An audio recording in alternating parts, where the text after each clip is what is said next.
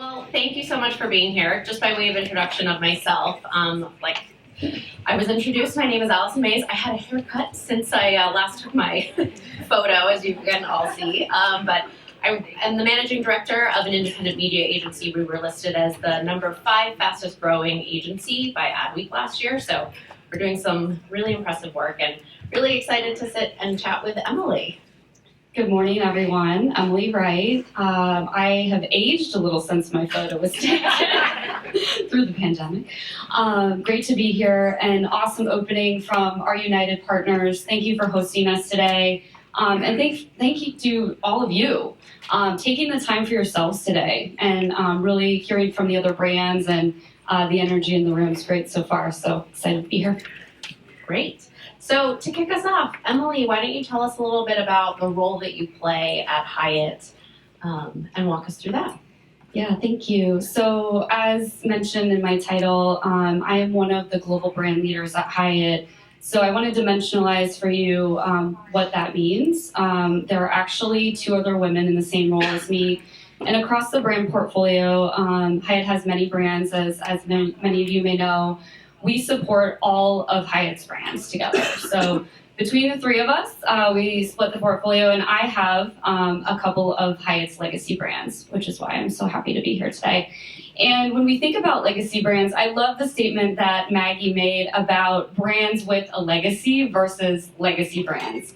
That's a conversation we have regularly. So I support Hyatt Regency, which is an over 50-year-old brand, one of Hyatt's originals, as well as one of the OGs, as we like to say, and also Grand Hyatt as well, which was a foundational full-service brand for Hyatt that really established the company globally, in particular in Asia.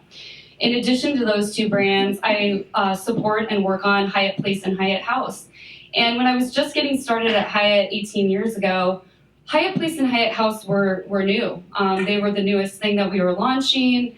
And now we even refer to them as our traditional legacy brands, right? And we think about how we entered a new space for Hyatt and how our brand portfolio has grown significantly over the years. If you scroll to the bottom of Hyatt.com homepage, you see 28 brands, and I'm about to launch a 29th in Hyatt Studios. So ever-growing portfolio and really supporting that legacy as well as new growth for Hyatt. Yeah, that's great. You kind of hit on this a little bit, but you've had quite an extensive career during your time at Hyatt. One could say you've had many eras during your career there, right? But prior to working at Hyatt, you were on the agency side. I'd love for you to share a little bit about what that experience was like and how it potentially kind of set you up for success at Hyatt. Great, yeah. So 18 years of the company is almost unheard of today, although I know many in the room have stuck with really strong brands over the years and put in decades. So I'm in good company there. But when we think about the foundational time for me working on the agency side, it was only 5 years of my career. And I remember thinking in those early years kind of more about what was next the year following, right? I started out working in direct mail, so that dates me a little bit, but gives you a little bit of context. Also paints the picture similar to BlackBerry, right? Evolve and or die. And so when we think about those early years, I started in direct mail and then I was on the agency side, and my first client on the advertising agency side was actually United. And so have a lot of heart for United for that reason, and it's been a brand that I've followed ever since. And we worked on all of the Mileage Plus loyalty communications. I was a junior advertising executive, and then I moved over to Leo Burnett and I worked on the US Army account. So those 2 experiences together on the agency side really set the foundation for me as a business professional and as an account executive. And I think one of the key learnings that I had and took away into my Hyatt career was stakeholder management. And so when we think about stakeholder management, you really have to understand the other person's needs, right? So leading with listening. That's something that we really talk a lot about at Hyatt today, but in those early years, you really had to understand, okay, what does this client need from me right now? And they need it right now. And then you have to take that back and being in account management on the agency side, of course, working with all of the players that make the magic happen, from the creative team to strategy to media, really making sure that that full picture is covered off. And so that really served me well as I started out at Hyatt. And I really prided myself on understanding what happened behind the curtain on the agency side and really tried to be a great client. So thinking about how, as brand leaders with big brands, we want a great agency that's going to bring us a lot of value, but thinking about how we can treat people in the right way and really having an understanding of the process that takes place on the other end. So things like, I know that this timeline is really tight, but let's try to meet it. What can we do to get there? And then also doing that with the internal team at Hyatt as well, right? So from developers to our operations teams, just really listening and making sure the needs are understood and fulfilling them, hopefully.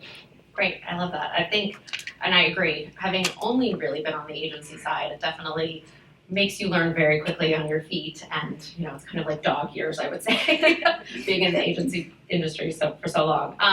One of the things that we spoke about last week when we had a quick intro call was just how both of us have a little bit of a similar experience coming up in our careers and being female leaders in our careers. Can you talk a little bit about that and kind of how you support those around you? Yeah, absolutely. So Hyatt's purpose is to care for people so they can be their best. So that is really the foundation of everything that we do and how we treat each other internally, and then of course how we treat our guests and serve our guests. So when we think about caring for people so they can be their best, we do that in a number of programmatic ways, of course, across the organization, mentoring programs, across all of our departments and colleagues, both at corporate and in the field. And as I think about how I bring Hyatt's purpose to life and how I care for others, I think it's really through, through thinking about how to care for the individual. So each individual colleague's needs are quite different. And so when we think about coming up through the ranks as a woman and being in leadership, it's finding a buddy along the way. So each role that I had on the agency side and then also at Hyatt, you really have to find someone that you can trust to be a sounding board. And so thinking about how we care for women at Hyatt as a company and then also caring for each other. And a great example of that is the pandemic was mentioned in the previous speaker's notes. And that was a shared experience for all of us. So all of us in this room went through that together in 2020. And travel in particular, as the United colleagues were mentioning, was hit really hard. And so we really came back to the business together and holding hands and supporting one another. And I mentioned the two other people that have the same role I have. We really held hands and supported each other through that. So a great example was we would be hopping on Zooms just to have a chat, just to really help each other through what was the most difficult time in all of our careers. Hopefully will be the most difficult time in the rest of my career, but to date, no one had ever experienced something like that together. And so as we think about supporting each other, whether it's women or women and men, right? Like a lot of diverse colleagues in the audience here, thinking about how we support each other and making sure that we have sort of that check-in, right? And that conversation that's gonna allow us to get through that day or help deal with that difficult stakeholder, right? So whatever it might be, I think it's having great conversations and having honest conversations. Yeah, totally agree. I think, there's so much to be learned when you have someone that you can look up to and have those kind of like testing ground conversations with. Yeah, and it's the face of leadership changing, right? So it's all of you. And thinking about how when you can see someone in a role that you maybe want to be in as your next role, that's been something that's fueled me throughout my career. I've had the fortunate opportunity to work for some amazing women throughout all of my time.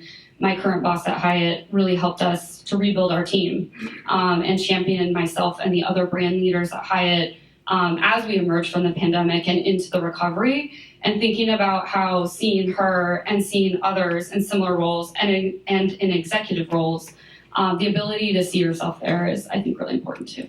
I totally agree. I commend ourselves for the work we've done. I think this room would have looked a lot different 18 years ago if we were to join, and there's so much more diversity. There's still so much work to do. So what kind of advice would you give someone who's starting out early in their career? My advice would be to test and learn. So we talk about innovation and testing and learning. One of the things that I remember back when I was starting out was that I knew I wanted to be in marketing. There weren't a lot of brand side jobs, right? I didn't know really where I would end up, but I wanted to just get started. So as I got started in my career, just learning what I liked and learning what I enjoyed working on and what I was passionate about. So I would say that first. And then I heard this advice, and I'm sure many of you have: do the job better than the person that had it before you. And so whatever that job is, try to do it better. Try to create new process that's going to improve the way the previous person in that role did it or the company did it. And so one is learn yourself, and then also do the job better than the person that had it before you. And if no one had it before you, then carve the way forward by showing everyone what the job can be. Great, I love that. Okay, so now we're going to switch gears a little bit and talk a little bit more about your day-to-day life at Hyatt. So why don't you tell us what like an average day looks like for you? How do you manage all the stakeholders? You talked a little bit about that, but what are the strategies you employ? And also, like, what are you excited about when you go to work every day? I'm going to start with what I get excited about when I go to work every day. And that is, we talked about cross-functional engagement. Making the magic happen with all of the different groups that we work with is probably one of my favorite things, and many of my other colleagues just coming together and making sure that we're moving the business forward. And when we can end a project, solve a problem, all of that is extremely fulfilling for me day to day. The other thing that is extremely fulfilling for me is to see my team rise. And there are a couple of team members in the room today and that work for Hyatt, and one is on my direct team. And being able to develop talent and see my team grow, and again, we've built back since 2020. And so having the ability to not only push our function forward, but have our colleagues really just rise to the occasion, and seeing them grow is a big part of why I come to work every day. So no day is the same, similar to all of you. There's always a lot of push and pull with priorities. And I would kind of segment what I do into a couple different buckets. So one is building the guest experience for Hyatt in partnership with our operations teams. So when we think about our brands, bringing our brands to life, we have the fortunate opportunity to impact not only a couple of hours of their lives, but a night stay. Maybe it's an extended stay of 5 to 7 nights for business, right? Maybe someone is even staying with us for a month during relocation at one of our extended stay brands. So when we think about building the guest experience, that is a really big part of our job as brand leaders. And so thinking about new and different ways to bring the guest experience to life. An example of that is for Hyatt Regency, one of our brands with a legacy. And we thought about how do we create a little bit of a different fitness experience in hotel for that brand coming out of the recovery and the pandemic. And we just launched a pilot with Future Fitness, which is an online fitness app. So you are able to take advantage of workouts with a trainer, and you can do that virtually. And so we partnered with them, we gave them equipment lists for our hotels, for the 26 hotels that we launched in. They used those equipment lists, and the team collaborated to ensure that we were going to create a differentiated guest experience. And we have custom workouts brought to you by Future Fitness trainers. And that ability to impact that guest in the moment. So simply scan a QR code, do your workout, rock that, and then have an offer to take advantage of Future Fitness in your life is really fantastic. So thinking about how we build these guest experiences, and that as an example of something we're doing that's more innovative in the space. And then the other side of it is marketing the brands, right? So thinking about that delicate balance.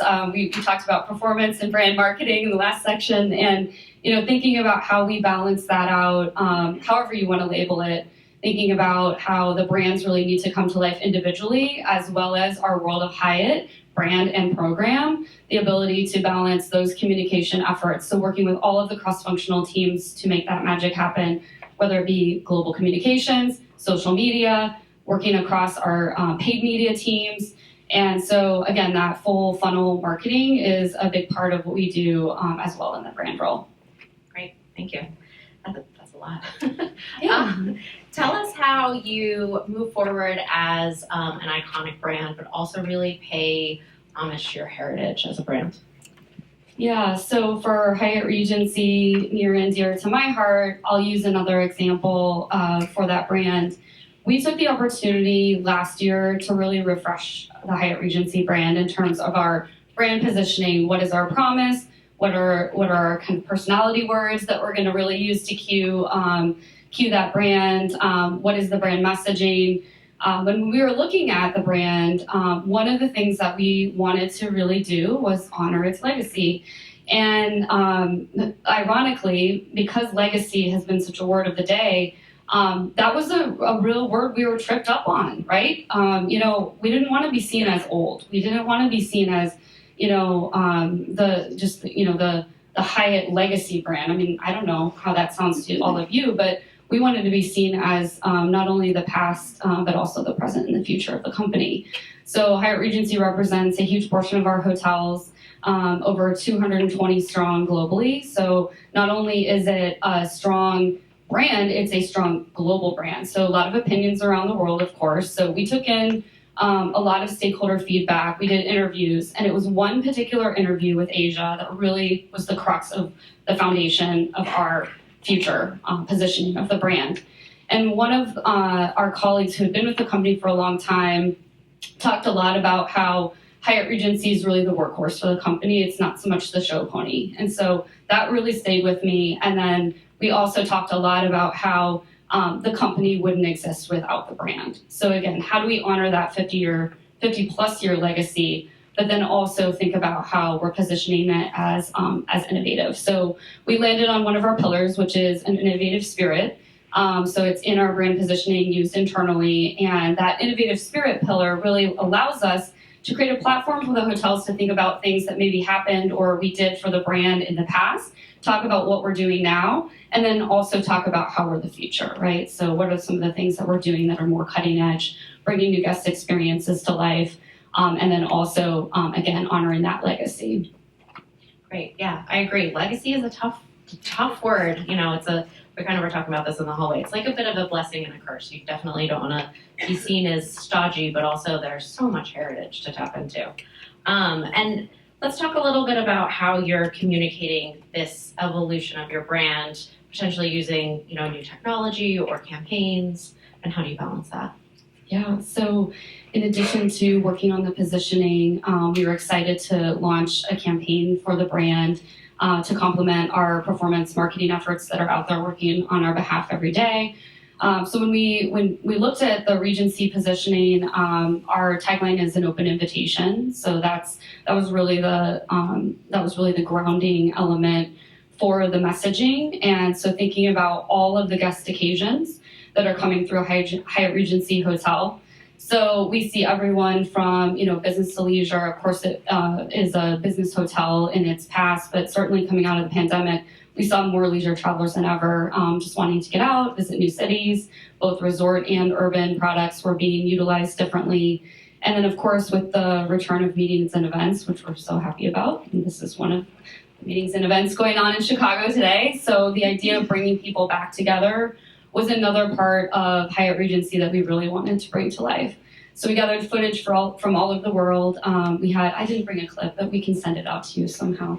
Gathering that footage from around the world was actually fantastic as well, because a lot of our hotels have really great content, and we wanted to give it a platform. So we took the best of the best, did a few compilation videos, and we made sure that we were bringing to life a new vision for Regency, not only through the messaging, also the video and photography, and then we launched a new visual ID as well last year. So taking, again, some of our heritage elements of the brand, making sure we maintain that core logo that was established for Regency about 10 years ago, which was an evolution from its original logo back in the days, and then making sure we pulled through new color palette and new tone of voice and everything too.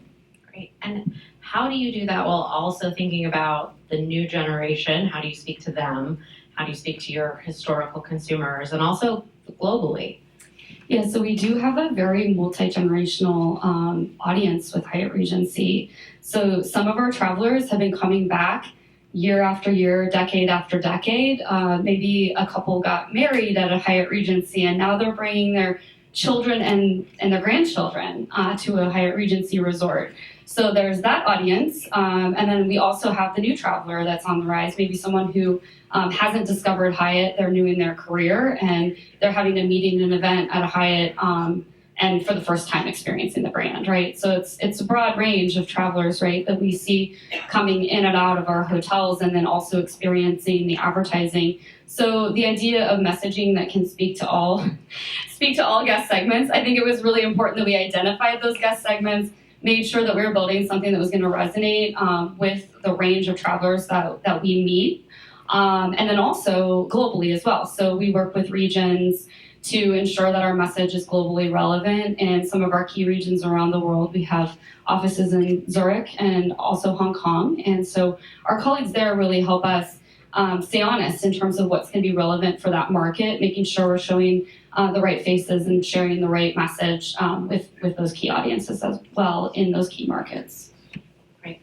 You talked a little bit about, just how travel has kind of changed during the pandemic, and, this concept of the modern traveler. What exactly is that, and how is Hyatt adapting for that more modern traveler? Yeah. So like United, we had the opportunity to really rebuild the way we were thinking about our travelers, thinking about the business. And, for us, it really starts with listening. And so listening to all of our key audiences, which includes not only travelers, but our hotel owners as well.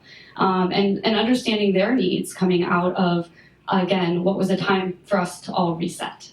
And so the modern traveler to us is a post-pandemic, post-recovery traveler. We've seen evolution over the past couple of years even, right? So those first flights that folks were taking, I was remembering and discussing one of mine recently with a colleague and thinking about how those are kind of like life memories that you're building as you get out and back on the road, and being a part of that, being a part of people's journeys is really important. And I think one of the things that we've discovered is that guest expectations are higher than ever. And so when we think about serving our guests and meeting them where they are, some of the things that had to happen during the pandemic era, the grace period is quite frankly over, right? So high expectations, and really ensuring that based on stay occasion, we are meeting that need of the modern traveler. So the modern traveler is kind of our broad word that we use to describe the many audiences that we see in all of our brands every day. Great. Well, thank you so much. I think we have about 5 minutes left, so I don't know if we want to do maybe one question. I'm Stephanie. I'm from McDonald's US. I have a question as it relates to the global brand. Knowing that Hyatt is, a franchised organization in the way that McDonald's is, I guess, how do you approach maintaining the global brand in terms of things like visual ID, maintaining brand standards, things like that? Sure. You've hit on something that's very near and dear to my heart. Hyatt Place and Hyatt House brands are heavily franchised. And so one part of our Hyatt story and one part of our evolution is, as we came out of the pandemic, we've formed a brand new group within Hyatt, and that group is called the Franchise Owner Relations Group, or FORGE, because we love acronyms. I'm sure many of your organizations love acronyms. So today we have this brand new group of individuals who are out there working to communicate better than ever to our franchise operators. So both owners and operators are extremely important to us. We couldn't bring guests into our hotels without them.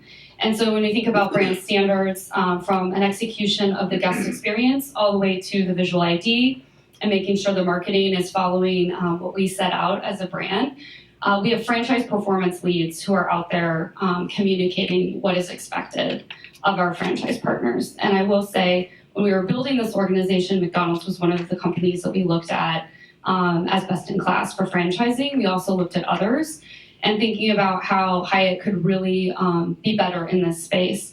It's where we've had a lot of growth and hope to have a lot of growth in the future. And Hyatt Place and Hyatt House specifically, I work with a brand new team within Hyatt to ensure that everyone's clear on expectations and is communicating accordingly. Great. Well, thank you so much, Emily. It was great chatting with you. Thank you, Alison.